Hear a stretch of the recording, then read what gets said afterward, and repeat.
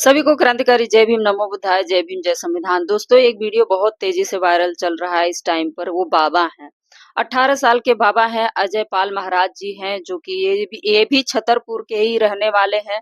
वो अपना दरबार लगाते हैं, लोग उनके पास अपनी समस्या का समाधान लेके जाते हैं। वो भी 18 साल की उम्र में। सोचिए, इतना संघर्ष करने के बाद उन्होंने एक मुकाम हासिल किया है, वो भी दरबार लगाया है।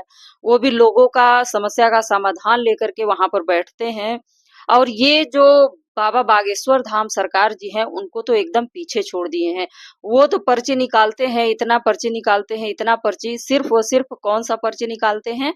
जो मतलब उनका जो बीता हुआ कल है, उनका वो निकालते हैं। भविष्य के बारे में भी बताएंगे, तो वो भी पता नहीं क्या क्या होता है। मैं, देखिए, एक बात है कि मैं कोई इन सब चीजों में ज्यादा विश्वास नहीं करती, लेकिन मैं एक अजय पाल जी महाराज जी के मैं बात कर रही हूँ।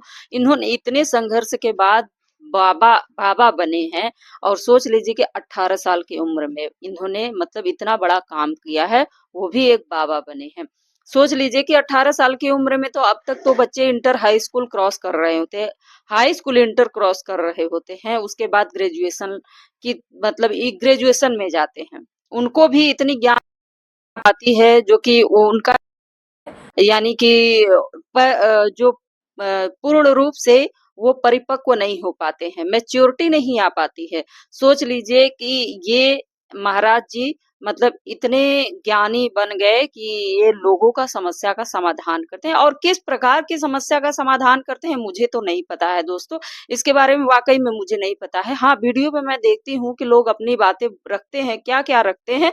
वो अजीबो गरीब बात रखते हैं, जिसका ना उनके घर गृहस्थी में कोई मतलब है, और ना ही उनके जीवन से कोई ऐसी जुड़ी जुड़ी चीजें हैं जो वो पूछे उनको लाभ हो। कभी कुछ तो कभी कुछ, ये फलाना कैसे हुआ था, वो फलाना कैसे हुआ था, ये कैसे हुआ था, यही सब सारी चीजें पूछते हैं, जो कि उनसे उनके जीवन से रिलेटेड कुछ भी नहीं होता, उनकी लाइफ से कोई उस चीज का कोई मतलब नहीं होता।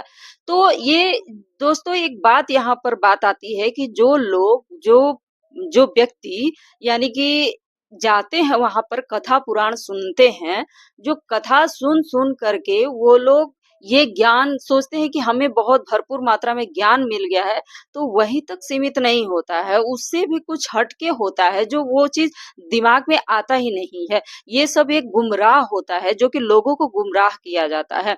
सोचिए क्यों गुमराह किया जाता है? क्योंकि उनका अगर वो गुमराह नहीं करेंगे तो उनका घर गृहस्थी नहीं चलेगा। सोच लीजिए कि बाबा साहब जो बाबा बागेश्वर जी हैं, वो अपनी कथा पुराण को सुनाते सुनाते लोगों का पर्ची खोलते खोलते इतने तेजी से वायरल हो गए कि वो बड़ी बड़ी गाड़ियों में घूमने लगे, रेत पर घूमने लगे, गुच्ची का चश्मा पहनने लगे। सोच लीजिए कि पता नहीं कितने लाखों का आता है चश्मा, वो पहनने लगे। वो किसका देन है?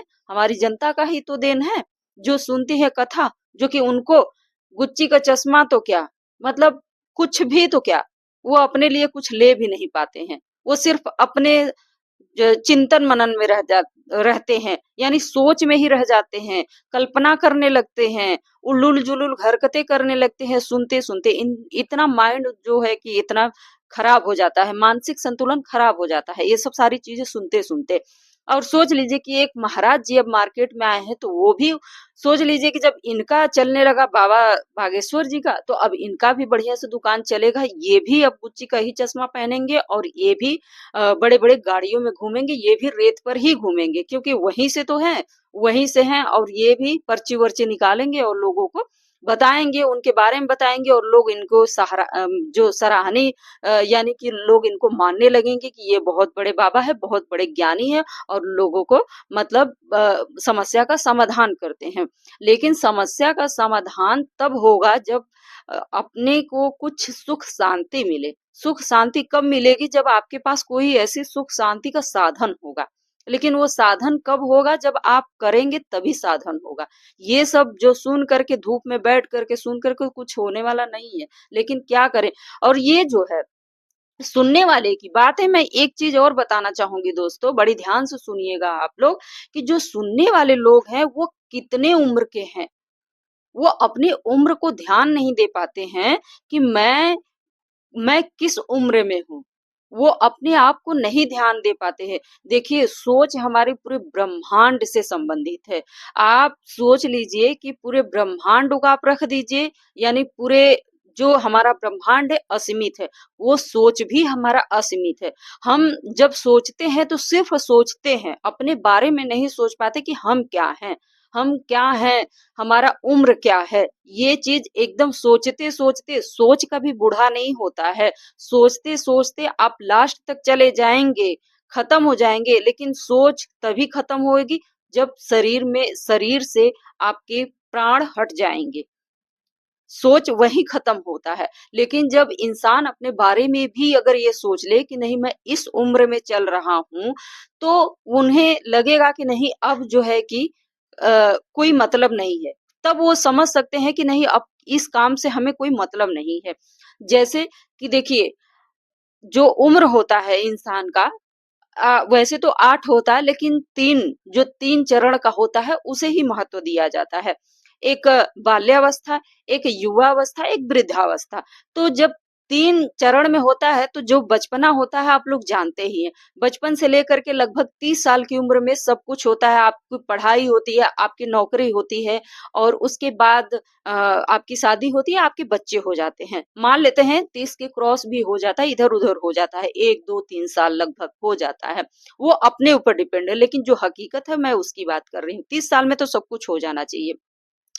उसके बाद उनके ऊपर ज़िम्मेदारी आ जाती है। लगभग धीरे-धीरे उनके बच्चे भी बड़े होने लगते हैं, युवावस्था क्रॉस हो जाता है, वो जब बड़े-बड़े बच्चे हो जाते हैं, उसके बाद उनका भी नाती-पोता हो जाता है, तो वो वृद्धावस्था में चले जाते हैं। तो उन्हें उन्हें अब के किस चीज़ की ज़रूरत है? जब वो अपनी बाल्यावस्था से लेकर के युवावस्था तक वो अपना संघर्ष करते-करते अपने मुकाम हासिल कर लेंगे, तब तो तब वो समझ पाएँगे कि नहीं, कुछ हमने अपनी लाइफ में अचीव किया है। लेकिन यहाँ पर वो लोग वही कर पाते हैं जो सबकी जीवन ज़िंदगी सामान्य होती है। जो जीवन सामान्य होता है, सिर्फ़ जीवन में सिर्फ़ खाना है, मतलब खाना है और कुछ कर घर का ही काम करना, वही लोग परेशान होते हैं। वही लोग दूसरे के पास जाते हैं समस्या का समाधान लेने। क्योंकि अगर उनके पास अगर ये चीज़ ज्ञान होता कि नहीं, हम किस अवस्था में चल रहे हैं, तो शायद वो कभी भी इस जगह पर नहीं जाते। लेकिन यहाँ पर उन्हें गुमराह किया जाता है, क्योंकि उनके पास जो भी कुछ बचत करना हर किसी के बस की बात है। जैसे, मतलब ये चीज़ लोग बचाते भी हैं, अगर उनके पास ज्ञान बुद्धि नहीं है फिर भी अपना बचत करते हैं। लेकिन कुछ लोग ऐसे होते हैं जो उनका बचा हुआ चीज़ें निकलवा लेते हैं, तो ऐसे लोग होते हैं। सोच लीजिए कि अब आप लोग समझ गए होंगे इस चीज़ को कि कैसे हमें, मतलब कि गुमराह किया जाता है। तो गुमराह, सिर्फ़ ये सब सारी चीज़ें, गुमराह हो रहे हैं लोग, गुमराह हो रहे हैं और कुछ नहीं हो रहा है।